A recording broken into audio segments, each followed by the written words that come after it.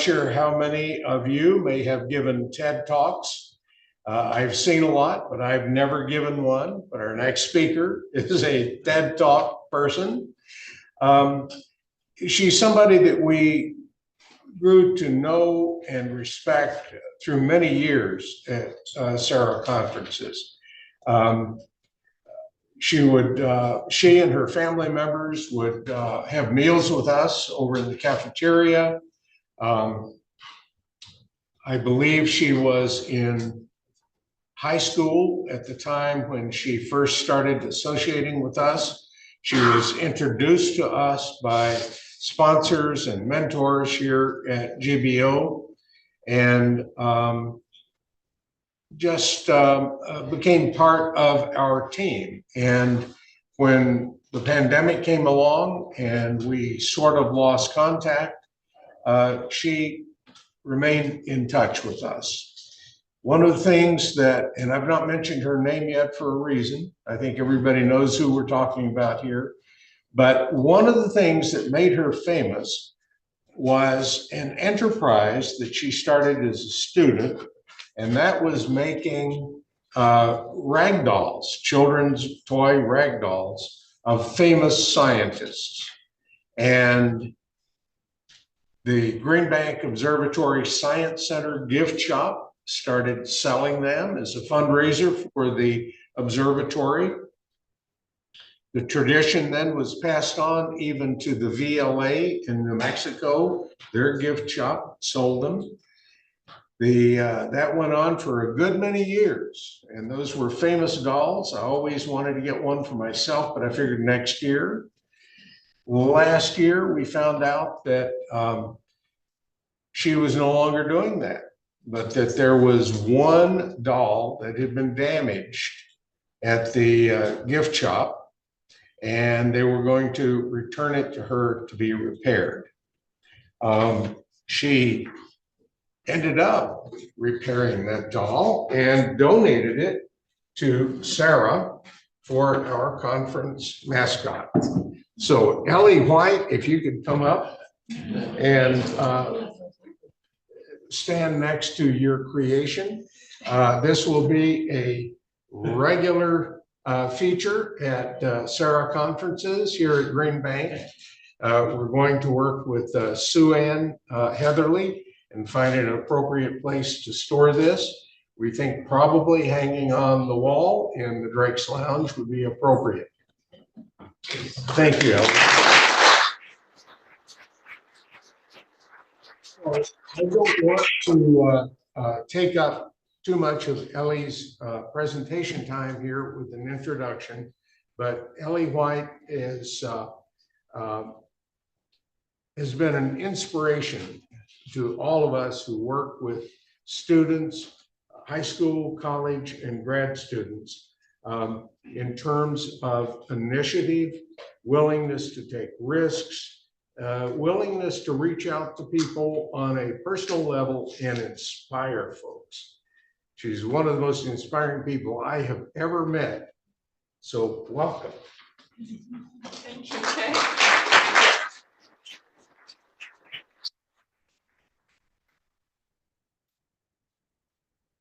While we're getting this loaded up, I just want to say thank you so much, Jay, for the wonderful introduction. It's just such an honor to be back, and I'm just so grateful for each and every one of you being here and for your support over the years. And yes, please do. I know I have trouble projecting, so if you can't hear me, please tell me. But yeah, just huge thanks for the really warm welcome, and thanks to Jay for all of your support over the years. And yeah, I want to get started. So let's see here. There we go. All right. Okay, so yeah, so I've been asked to talk today about SETI, so the Search for Extraterrestrial Intelligence, which is kind of a project I've been lucky enough to be involved in for the last several years. So I'm going to talk a little bit today about the field in general and about some of my specific projects that I've worked on, which are continuing on, mostly in the hands of other students now, which is super exciting. And just talk about what's kind of coming up the pike for the future of the field and where I hope to go with it next. Yeah, so first of all, just want to reiterate a huge thanks to Sarah. You all have been a part of my life and my family's life since 2016, which was when I first started doing radio astronomy research. And yeah, so I've spoken at a few of these conferences, always, tremendously enjoy the conversations that I have, and, the fun times out in the field, playing with our antennas and just learning, more than I could ever hope to from each of you. So thank you for all of that. So yeah, so I'm sure that this story is well known to all of you by this point, but I can't help but tell it again if you're going to talk about SETI. So Frank Drake, of course, was the founder of the field of SETI. So he was the first person to do a real scientific search for life beyond Earth. And his project was called Project Ozma. He searched two sun-like stars, Tau Ceti and Epsilon Eridani. And he pointed the 85-foot Tatel telescope located here on site at those two stars over a period of several months, spent hours and hours and hours on it, which was quite a challenge to get that approved, because at the time, nobody was doing it. He had to convince his superiors to let him do it, and he was successful, thanks to, I'm sure, a large amount of perseverance. So I figured that since most of this story is well known to you all, I'd share a few things that I learned from reading his biography that he wrote with Davis Sobel. And one story that he told at one of his visits here to Green Bank.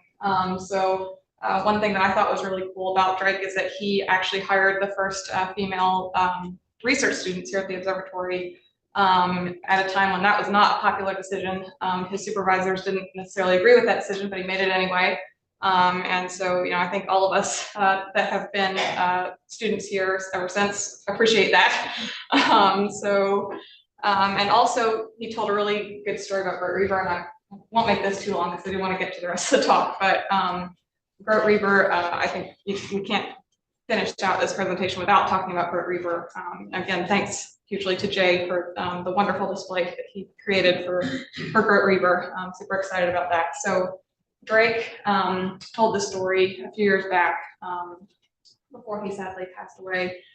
He said, at one point he thought that maybe, he'd found aliens because he looked out in the parking lot and saw a bunch of people kind of weirdly dressed coming out of this Volkswagen van. Well, it turns out they were all nuns. Grote Reber had, somehow transported these nuns from some local, monastery, and had decided to employ them wrapping beans the wrong way around whatever you call bean supports, bean poles, whatever. He had them, wind the beans opposite direction they would naturally grow, in the hopes that because they were under stress, they'd bear more fruit and he could cure world hunger.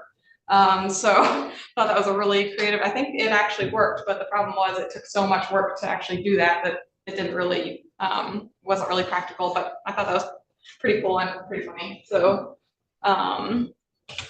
yeah, so to talk about kind of where SETI is today, the largest SETI program to date is called Breakthrough Listen. This is a $100 million project started in 2015 by the Russian billionaire Yuri Milner. So the goal of the project is to search 43 stars within 5 parsecs, so within about 15-ish light years. So all of the closest stars to us, to search 1,000 stars within 50 parsecs, and then 1 million nearby stars overall. We also hope to search 100 nearby galaxies, so that's another goal of the project. I think one of the best things about the Breakthrough Listen project is that they seek to make their data publicly available so that anyone can look through it, and we need all the help that we can get, because there's a ton of data coming in and not enough time or not enough people to look through it in as many ways as we possibly can. So Breakthrough Listen is super exciting, and I think it's going to continue on into the future. So Breakthrough Listen uses a ton of telescopes across the world. I've displayed a few of them here. This is not a comprehensive list. But yeah, so first we have the Parkes telescope in Australia. We have our favorite, the Green Bank telescope. We have the Very Large Array in Socorro, New Mexico, which recently joined the SETI project through a program called COSMIC. We have the Allen Telescope Array, which was founded by Jill Tarter and Jack Welch in Hat Creek, California. We have the Automated Planet Finder, which is really cool. It's an optical telescope at Lake Observatory in California. And we have the Meerkat Array, which is going to be part of the Square Kilometer Array, which is super exciting new program in radio astronomy, or new observatory. So SETI research spanned a wide range of topics. So since Drake's day, it's expanded from kind of your radio technosignature searches into a whole, wide range of fields. So of course, we're searching for either intentional or unintentional radio transmission. So it could be that they're sending a signal on purpose for someone to find it. It could also be that, like us, they emit, accidental emissions that we could find, which either one would be really, of course, fascinating. So another thing that we do are laser searches. So that's in the optical range. Look at very kind of narrow radio astronomy. You would say narrow spectral resolution, high spectral resolution laser emissions. So we also do light curve analysis, which basically allows us to look for strange things like Boyajian star, Tabby star, which you may have heard about a few years ago. We think that was probably due to natural sources, but it could be that there's some other stars like that that may, exhibit those strange patterns for artificial reasons, including megastructures. So that's another interesting field. And I think I have a slide about that. Another thing that we search for is waste heat. So maybe the civilizations are kind of emitting heat that we can detect from their industry, their activities. Another one of my favorites is search for solar system artifacts. So looking for actual, it sounds really crazy, but it's really not.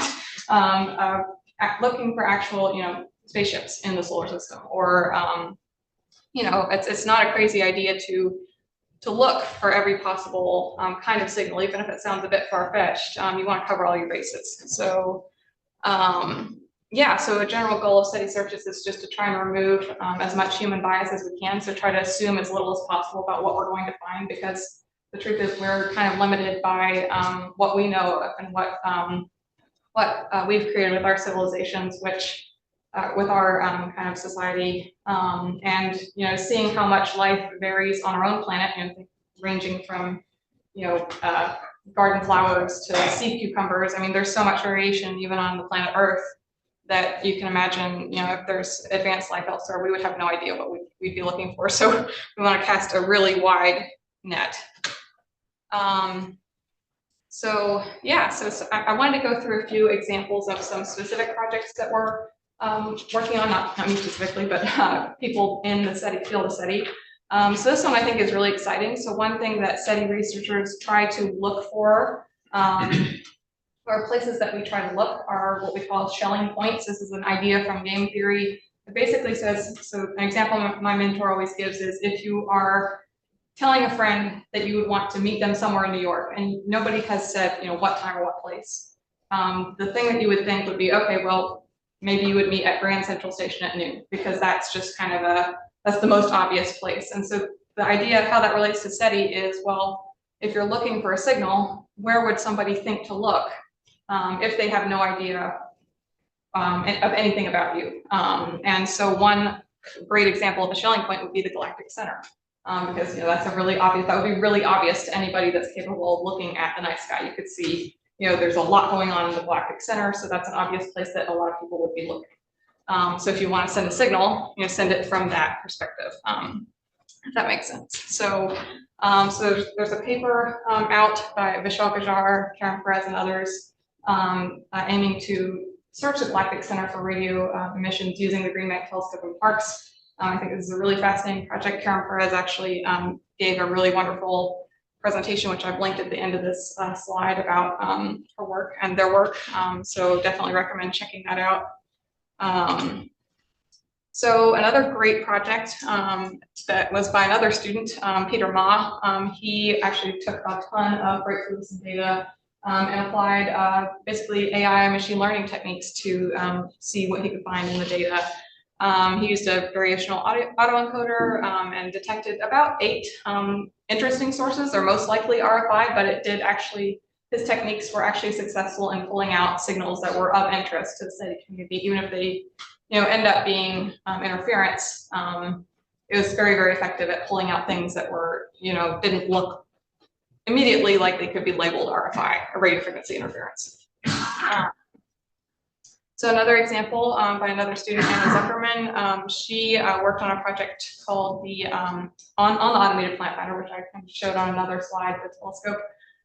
So her goal was to look for laser sources, laser signals, and so she did a really, kind of in-depth look at several of these kind of optical observations of a lot of stars. Of course, no lasers detected yet, but she did a lot of interesting work trying to figure out how to subtract other features in the spectra so that you could actually look for the signals of interest. So that's really cool.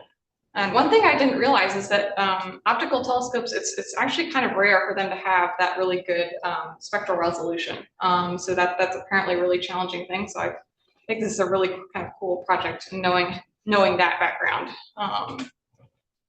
So yeah, so this is another one of my favorites. So solar system anomaly detection. So this is, I think, going to be a very exciting project in the years to come. So this is a paper by Brian Rogers, now out of the University of Oxford.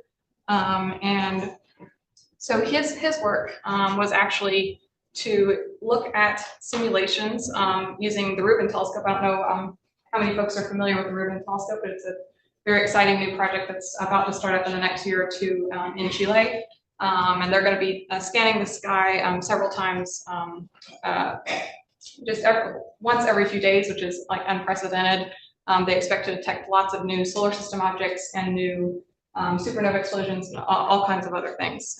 So what Brian did with his paper is that he used simulations of the Rubin data to see if he could use machine learning techniques and anomaly detection techniques to pick out strange solar system objects that might be of interest to SETI or to planetary scientists, looking for anything that might be artificial or anything that might be, just really strange and interesting.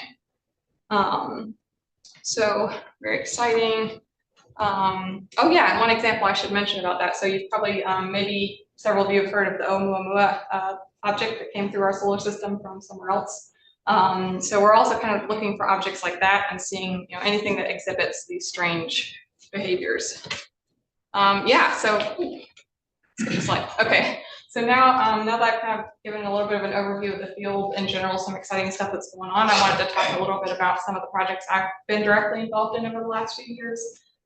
So this is kind of the first SETI project that I worked on. It was implementing a GNU radio project at the Allen Telescope Array. This was in 2020, so it was a virtual internship.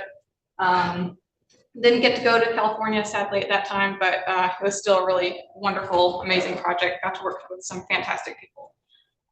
So the Allen Telescope Array is really wonderful telescope. It's dedicated almost completely to SETI. It's at the Hat Creek Radio Observatory in California. There's 42 dishes at this point, and they're currently undergoing an upgrade so that they'll expand their reach from 1 to 11 gigahertz to 1 to 15 gigahertz. And so that's very exciting. So as you can see, looking at it, they have kind of a similar design to the GBT, that offset feed arm, which helps with mitigating effects of interference and increasing your kind of sensitivity. So yeah, let's keep going. So GNU Radio, I suspect this is something that a lot of people in this room are familiar with. GNU Radio, of course, if you're not, is a free open source software that comes with a user-friendly interface that basically allows you to do signal processing for software-defined radio.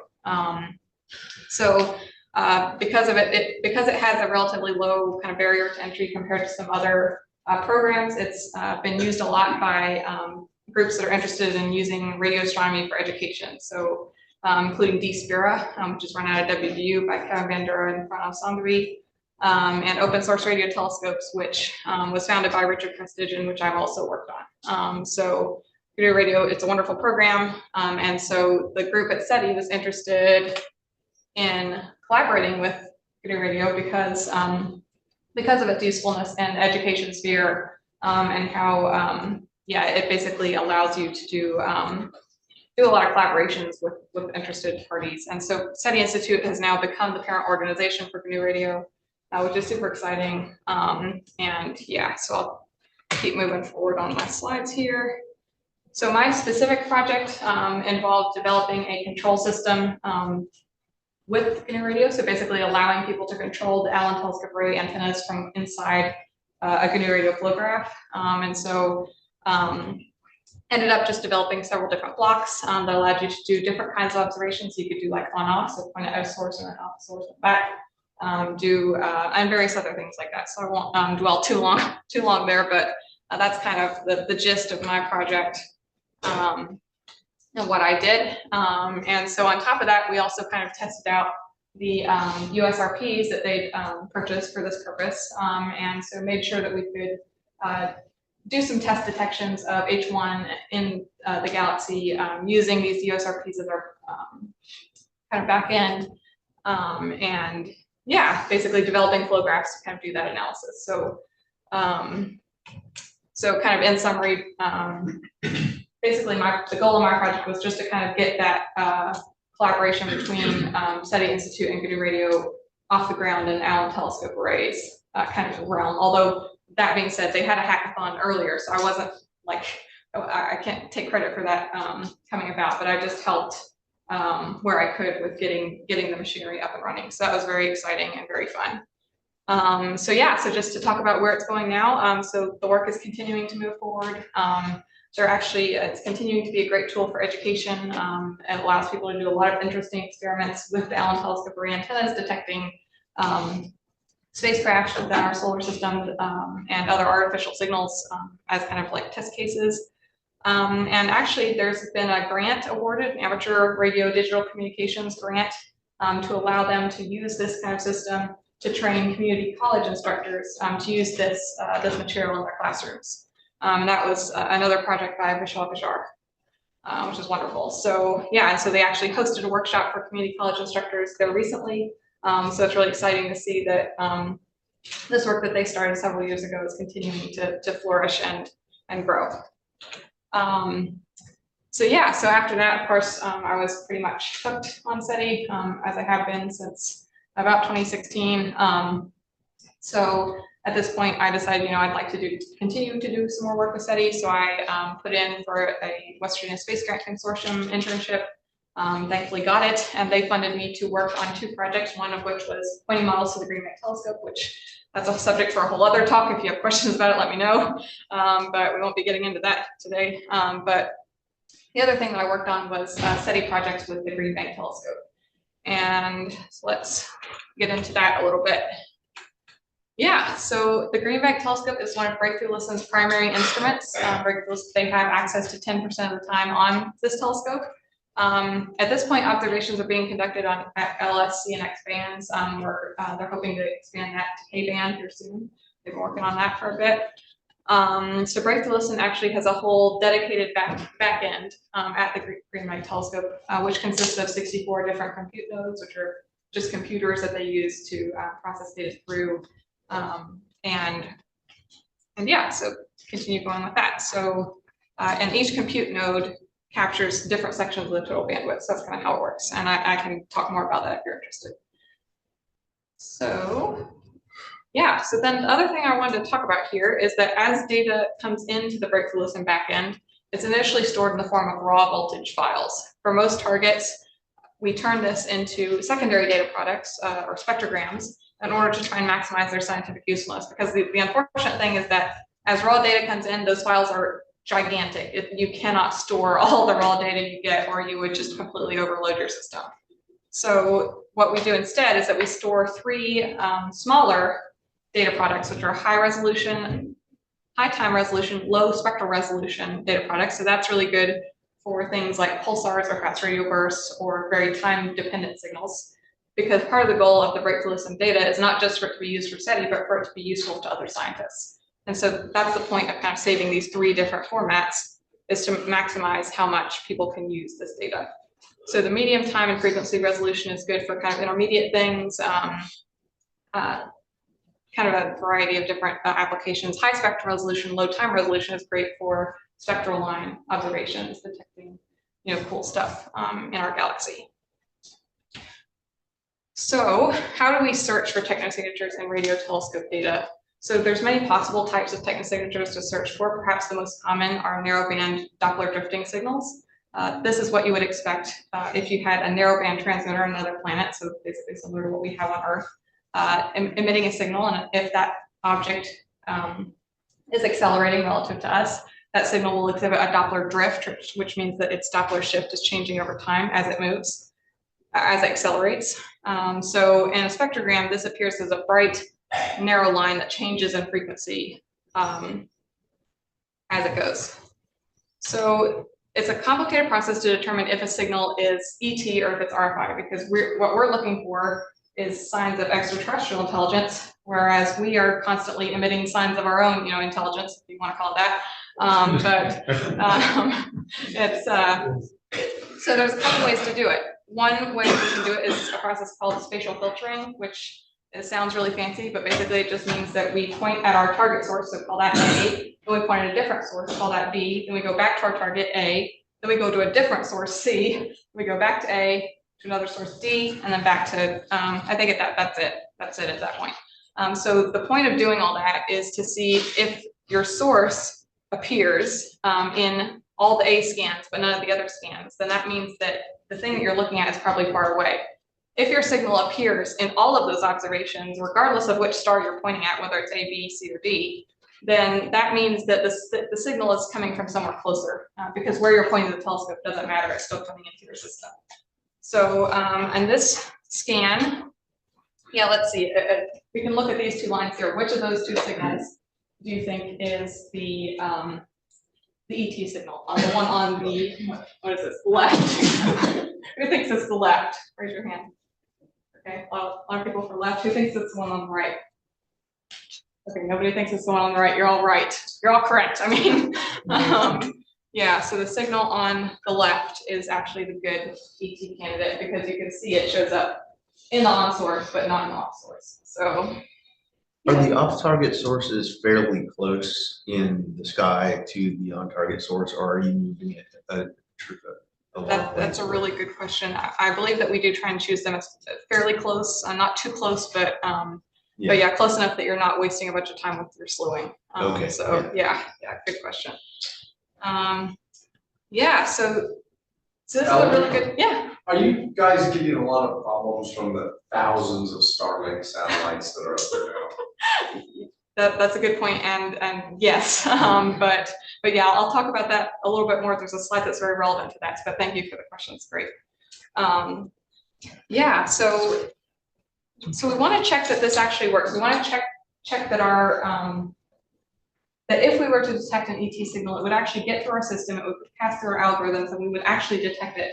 So normally, if you were looking at something like a pulsar, that would be easy. You could just point at a pulsar and see, okay, our system works. But with ET signals, that's harder because we haven't detected one yet. So how do we actually verify that our system is functional and it would detect something if we were to find it? So the good news is that we have actually created our own ET signal in the form of the Voyager spacecraft. And those of you that might have been at the film viewing yesterday, you might have heard Dave McMahon talking about this. So basically, we use Voyager as basically a test case, an ATI analog, so that we can test our signal system and make sure it works. So yeah. So, and of course, you might be saying, well, maybe you could simulate a signal in your like in your code or something to make a similar detection, and that is true. You could do that. That works, but it doesn't test your system from end to end. It doesn't test your receiving system and all that. So there's reasons why having an actual real signal is important. So yeah, so Voyager's transmissions have all the hallmarks you would expect of a narrowband ET signal. Of course, again, we don't know exactly what that's going to look like, but we hope that it might be something analogous. We could find it. So yeah, you can see in this plot here, it does exhibit that behavior that you would expect of an ET signal. It passes the spatial filtering test, only shows up in the A scans, not the B, C, or D scans. And you can see that it has that shape that we expect, right? The kind of sideways Doppler drifting, very narrow line. So we have Voyager as a test case. We can point our telescope at Voyager and see what's happening with it. But there's a chance that eventually Voyager won't be detectable anymore. And it's also just good in general to have more than one source to check your system on. So it's good to kind of have some other data sets in our back pocket that we can use. And so this is kind of what I worked on, which was observing Mars 2020 as it was on its way to Mars. And it was carrying Perseverance and Ingenuity, which is super exciting. So we decided to observe it with the GBT at 8.4 gigahertz. We used an AB source pattern instead of an AB. So that meant that we pointed it at Mars 2020, then at Mars, then back at Mars 2020, then at Mars, blah, blah, blah. And the point of that was so that we could not only detect Mars 2020, but we could also detect any orbiters around Mars in the off stance. So it would kind of serve dual purpose. So we made a successful detection. We found Mars 2020. We also think that we found several Mars orbiters in our signals, which is super exciting. And so the drift rate, once we calculated it, was comparable to what you would expect based on the spacecraft trajectory. Can't say that word. So we use this data also to create some training material for students or anybody that might be interested in using the Breaks to Listen data in the form of a Kaggle tutorial. So if you want to check out that, the link is there. It's pretty fun. Hopefully it still works. If it doesn't, email me. Yeah, so that was kind of the outcome of that second project, was doing those observations of March 2020. We did a few other things as well, but I think that one was kind of the most exciting and the most kind of fruitful effort. So I want to tell you about that. The other thing that I do continually, to this day, is I volunteer as the Breaks to Listen observer for the Green Bank Telescope, which just means, of course, the Green Bank Telescope has its own operator on site, and they're highly trained and fantastic at their jobs. Breaks to Listen has a complicated backend system that it really requires somebody that's been trained on it and knows kind of its ins and outs in order to troubleshoot it if something would go wrong. So those of us that kind of have had that training on the Breaks to Listen backend can volunteer to serve as backup observers. If the GBT operator needs something, they can call us and we can restart the backend, help them through that process. So I do that. Lots of other people do that. Yeah, so that's basically another kind of way that I've kind of tried to stay involved in the SETI community. Yeah, so I don't want to keep us too much longer. I know we're all ready for lunch, but I did want to talk a little bit about what I'm planning to do next, and also make a little plug for a project that I've been working on called West Virginia Alliance for STEM and Arts, and specific art initiative called Steam Trek, which is a video game that allows students to explore resources from around the state of West Virginia and beyond, to explore things related to everything from the Search for Extraterrestrial Intelligence, Green Bank Observatory, art museums, things like that, so that they can kind of get engaged in the community. And in terms of my own personal journey, I'm just starting out. I'm not really sure what I'm doing, but I'm doing my best. I'm going to be starting my master's in physics here in just a couple of weeks, maybe adding a geology master's as well if I'm crazy enough, I'm not sure. And I'm going to be teaching some intro-level astronomy and physics classes as well, which I'm really excited about. I think that'll be fun. So yeah, and I'm going to be doing SETI research. I just got permission to do my thesis on SETI, so I'm really excited about that. Yeah, so, and you just asked an excellent question about the problems that we were having with interference. So this is one thing that I wanted to talk about specifically is what's the future of SETI, what's coming next down the pike. So something that I think is very exciting is the idea of doing SETI on the moon. So what's not cool about having telescopes on the moon? But what's the point really? Because it is expensive, it's challenging, there's all kinds of reasons why that's hard. But the reason that it's worth doing is that if you put a telescope on the lunar far side, the moon actually blocks interference from the Earth. And so that's a really cool way to kind of get around some of these problems. That being said, sooner or later, there's going to be interference from all sides. So that's kind of a short-term solution, but it is an exciting thing to think about, and something that we really should kind of get on top of as soon as possible so that we can take advantage of that brief window of clear skies. And yeah, and that kind of helps us dodge the Starlink problem, but there's other ways to do that as well. There's, of course, we kind of talked about the spatial filtering. When you're looking through your data, there's lots of things you can do to tell whether it's interference, whether it's an actual good candidate. But the other thing that's happening, I think there's some discussions, some negotiations that are trying to happen between some of the satellite companies and the observatories to try and get them to play nice and modify their system so that they're not interfering too much. Not sure how well that's going, but yeah, basically it's just kind of a constant game of catch up of, okay, most likely this problem is going to continue, it's going to proliferate. How do we deal with it? How do we excise the bad signals from our data, either as it comes in or in post-processing? And basically, we just have to kind of learn to either cooperate with them or live with it if they're not amenable to it. So, so yeah, so that's kind of exciting. There's actually one project kind of underway. It's called LFT3, the Lunar Far Side Technosignature and Transient Telescope. I believe that's what it's called. That's kind of underway. That's very exciting, and we'll see where things go with that over the next few years. So this is another thing I wanted to talk about with SETI. This is, I think, one of the most exciting things about the field coming up. And this is kind of the future of astronomy in general, not just SETI. So as sciences move forward, we're getting access to bigger and more complex telescopes, things like the Square Kilometer Array, like the Rubin Observatory. These observatories are going to be producing a tremendous output of data to the point where it's not going to be practical for us to look at each image as it comes in, and look at each spectra as it comes in. It's just going to be too much. So how do you deal with that? And one way you deal with that is using machine learning techniques, AI. That's a great technique. There are some challenges. The other way to do it is to have people look at it, recruit volunteers. There's not enough scientists to look at it, but maybe there's enough volunteers that might be willing to do that. That has its own kind of set of challenges. So how do you kind of get the best bang for your buck? Well, the best thing to do that we can see is to combine machine learning and AI techniques with human input.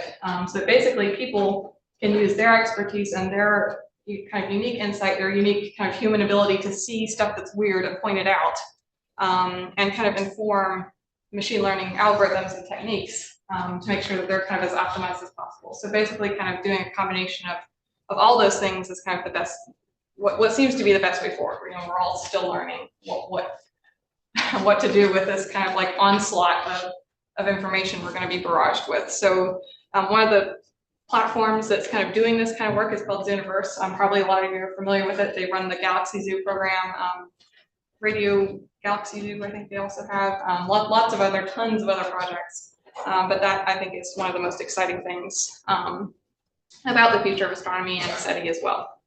So yeah, so I just wanted to kind of wrap up this talk with a dedication in memory of Dr. Jack Welch, and great thanks to Dr. Jill Tarter, who I've had the great privilege of getting to know through the years, and she's been a huge inspiration to me and a great mentor. And so I just wanted to thank and give this thanks in memory of Dr. Welch for all that he did to kind of behind the scenes to turn SETI into the great field that it is today, and Jill Tarter as well for her absolutely pioneering work, and her just for being an amazing person that she is. So huge thanks to both of them. And then I just wanted to say some personal thanks as well. Thanks to my mentors from the UC Berkeley Breakthrough Listen teams, Steve Croft, Dave McMahon, Matt Lebowski. Wanted to thank my mentor who used to work here at the observatory. He sadly passed on, but he changed my life and my family's life for the better, Dr. Richard Prestige.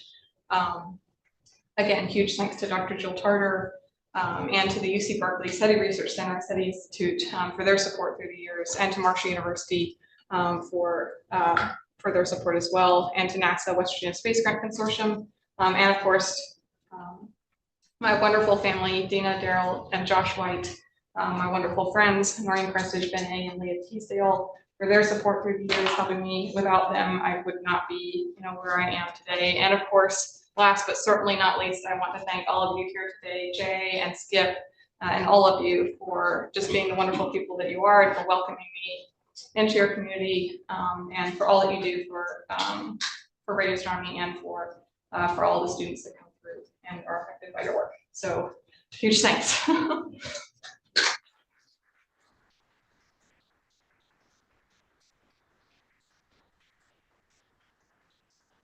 We have time for a few questions, either online or here in the room. Okay, got a question there. If you look at what we're doing with radio here, you go back 20 years ago, the radio methods had very defined spectral lines. And now we're going to all the digital modulation, digital TV. You look at the spectral part of that, you see it square across the top and it drops at the edges. What if ET is using that? Are you changing your search or adding things to your search strategy to allow signals of that nature? Because you're looking for narrowband signals, but yet these are specifically made quite broad. Yeah, so that's a great question. And so I kind of I kind of skirted around a few things in the talk. We're not only looking for narrowband signals, there are efforts to search for broadband signals as well.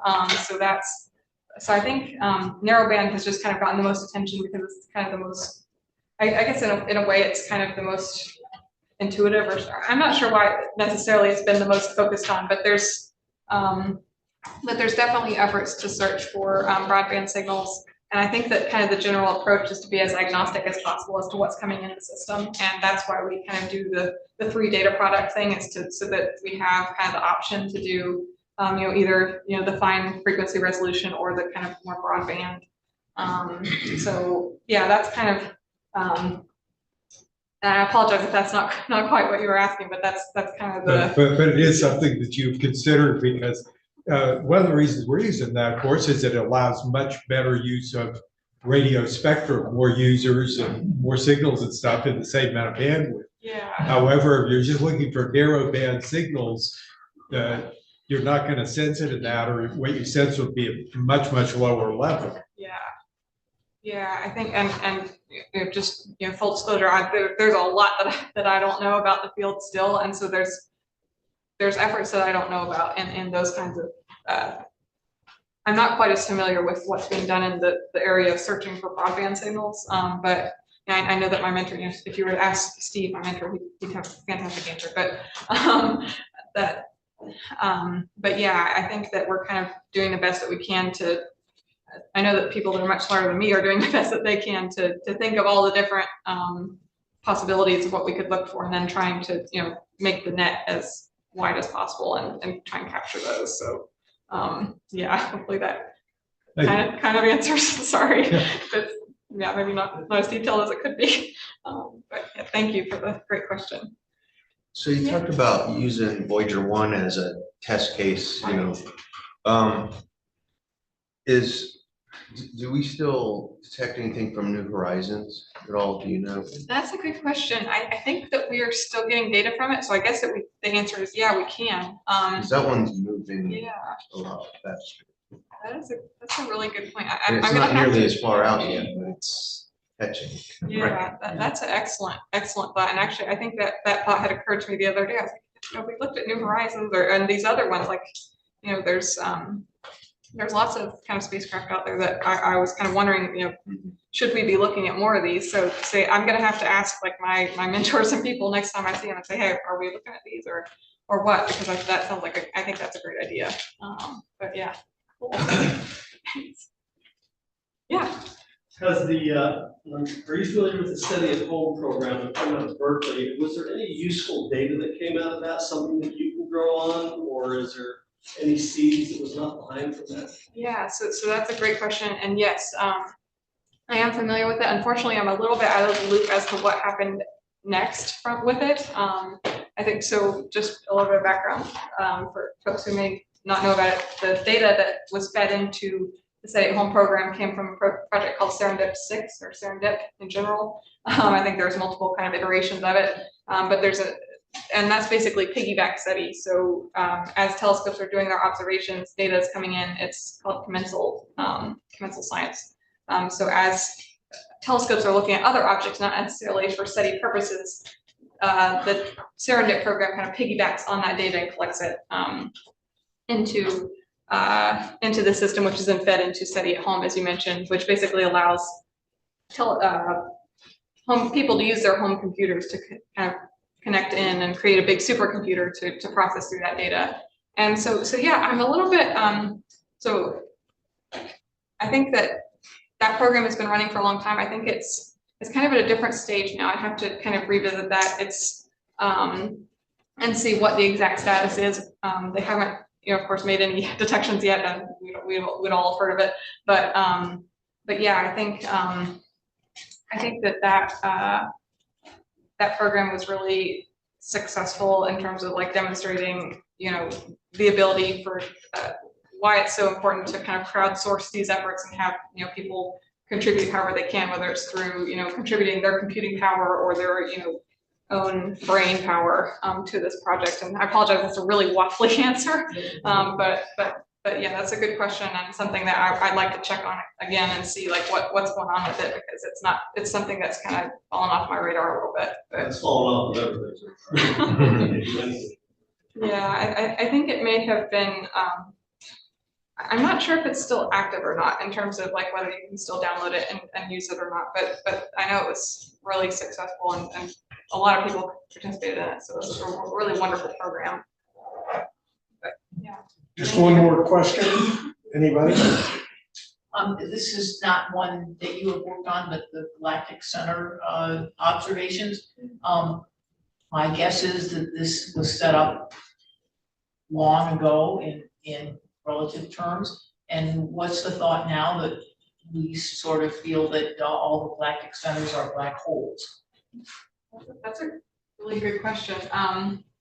So of course I think maybe what you're getting at is it wouldn't really be a great idea to build.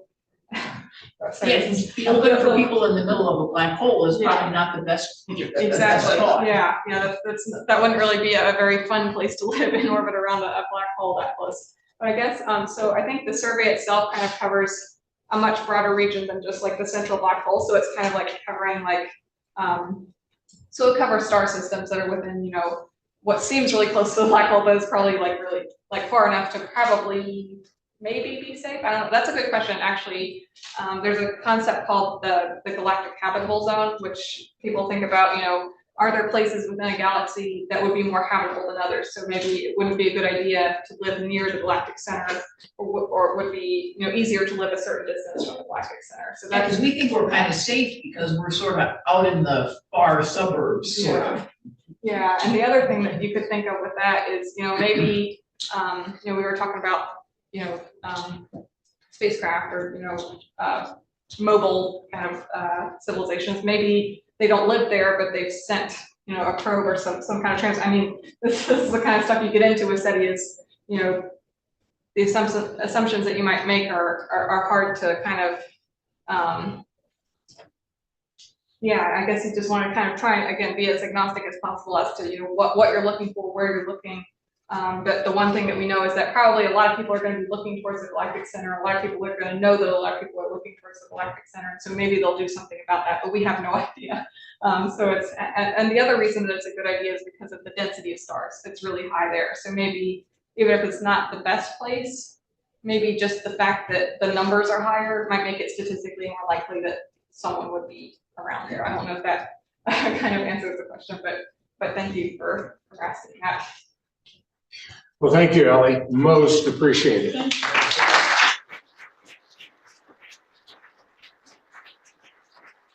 So those of you who were here yesterday morning know this already, but for those who had to miss yesterday morning, Ellie and her family are central figures in the feature movie, Small Town Universe. The movie has not been released to the public yet. We were very privileged that Ellie arranged a private showing for SARA in this room yesterday morning. When that movie is released, you must see it. It is wonderful. I'd like to give you a certificate of thanks signed by our president in person here this morning. So thanks so much, and a little something for you and your family. Thank you.